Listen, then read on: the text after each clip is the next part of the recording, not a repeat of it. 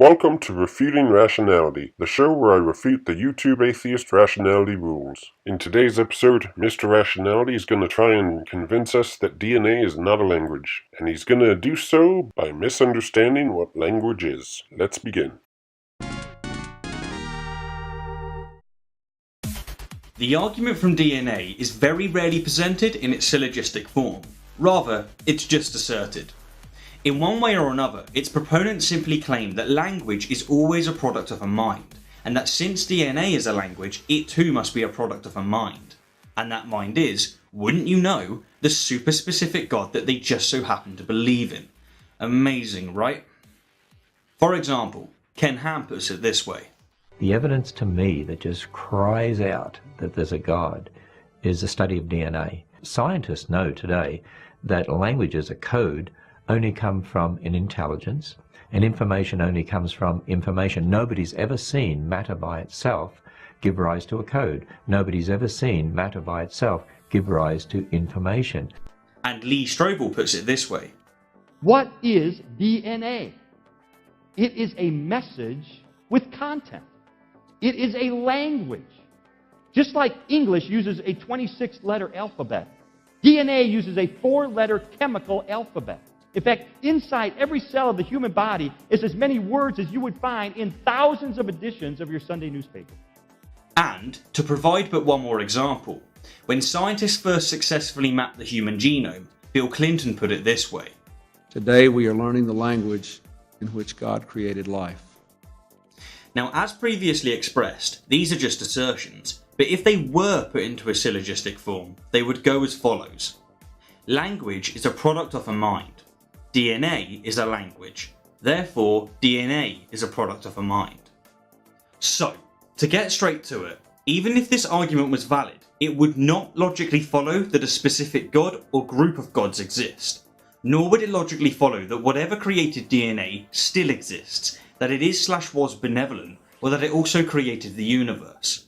Seriously, all it would prove is that DNA had an author or authors, and that's it. It isn't an argument for Christianity, Islam, Hinduism, or indeed any religion. And hence, in the words of Hitchens, even if you've established deism, you've still got all of your work ahead of you to be a theist. And if I've established deism, then you must give up atheism. Do you not see the problem with this argument? Anyway, putting that aside, the syllogism he made is pretty good. It's actually pretty surprising he actually made a good syllogism. Now, with that point made, I'll now explain why the argument isn't valid, and I'll start by completely and utterly crushing it with one swift sentence. Stop, don't come back. The assertion that DNA is a language is an equivocation fallacy, because its proponents switch between two different definitions of the word language throughout their premises, and thus, their argument is incoherent and therefore invalid. To put this as simply as possible, during premise 1 and 3, they are using a communicational definition of the word language, which is a method of communication in which intended information is conveyed from one entity or group to another through the use of mutually understood signs and semiotic rules. I had to cut the video off there to point out the clear ignorance Rationality Rules has about proper argument construction. This is why it is so surprising to me that he made a good syllogism, because he still does not understand the difference between a premise and a conclusion. Not only that, but the conclusion doesn't even use the word language. All he had to do was say premise 1 and avoid saying premise 3. It's really sad. But during premise 2, they are using a programming definition of the word language, which is a set of rules that instruct elements on how to function and behave. Now granted, on the surface these two definitions seem fairly synonymous, but in actuality they're not. The main difference between them is that the communicational definition necessitates that a mind receive, interpret and decipher information, and thus it necessarily infers intelligence, while the programming definition does not necessitate that a mind receive, interpret and decipher information, and thus it does not infer intelligence. Or, to put it more clearly, unlike English, math and this video, DNA code isn't interpreted by anything. It's a set of rules and instructions that follow the physical laws of nature. It's a chemical reaction.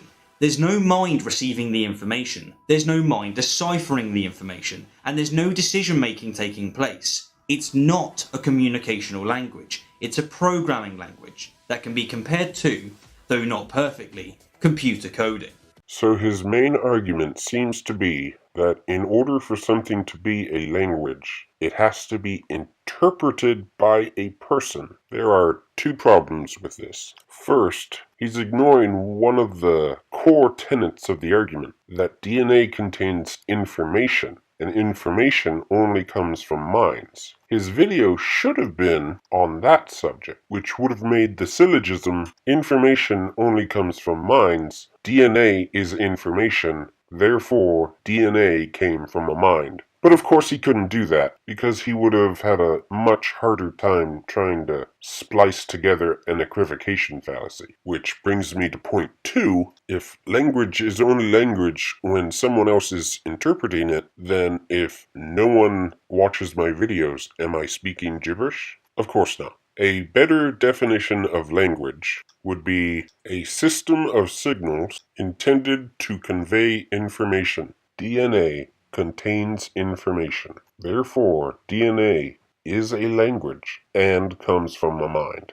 Just as computer codes are rules that instruct elements on how to function and behave, DNA codes are rules that instruct cells on how to function and behave. But the difference between the two, and this is the crux of the confusion, is that computer code is written by an intelligent designer, that being a human, while DNA code is written by natural selection, that being nature unconsciously determining which codes remain in the gene pool. Therefore, if one accepts natural selection, then, by extension, they accept that DNA code is determined by natural processes. They accept that, contrary to Ham's assertion, programming language can, and does, come from natural, unconscious processes. And if one doesn't accept natural selection, then, well, they're committing the creationists' all-time favourite personal incredulity fallacy. They're asserting that natural selection is false because they don't personally understand how it works, or they're unfortunately outright lying. It's sad, but many of these people make a great deal of money pretending that natural selection isn't overwhelmingly supported by every branch of science that it encounters. But pray as they might, and preach as they do, nothing is going to change reality. And that reality, my friends, is natural selection. You keep using the word. I don't think it means what you think it means. Make no mistake about it. DNA is a set of rules and instructions that follow the physical laws of nature, and the author of these instructions is natural selection. Where to begin? Let's start with the begging the question. He assumes his worldview that DNA is written by natural selection in order to prove that DNA is not written by a mind and therefore written by natural selection. He has begged the question. Next, he performed a reification fallacy. He says that natural selection wrote DNA language, but actually writing something out would take a mind. In order for him to stay consistent and not reify natural selection, he should have argued that DNA is not written or not a language. Instead, he gave natural selection the ability to make conscious decisions. Next, and this is a big one, natural selection can only select from what already exists. Therefore, the DNA language would have had to be there already before natural selection could play any part in its writing. And the last two fallacies he's making is, 1, he's equivocating natural selection with evolution. And 2, he's strawmanning every creationist to say that they don't believe in natural selection because they don't believe in evolution, hence the equivocation. Nobody denies the existence of natural selection, least of all not the people he mentioned. We deny evolution. Natural selection will never add information. It can only take away information. Moving on, and to cover all bases, if the proponent instead insists on using exclusively the communicational definition of the word language throughout their argument, then their second premise is false, because in this sense of the word, DNA is not a language, because it's not a method of communication. It's not interpreted by anything. And if, on the other hand, the proponent insists on using exclusively the programming definition of the word language throughout their argument, then their first premise is false, because in this sense of the word, the assertion that language is always a product of a mind is unsubstantiated. In fact, it's an argument from ignorance, and further still, it's an argument from ignorance that natural selection has completely demolished.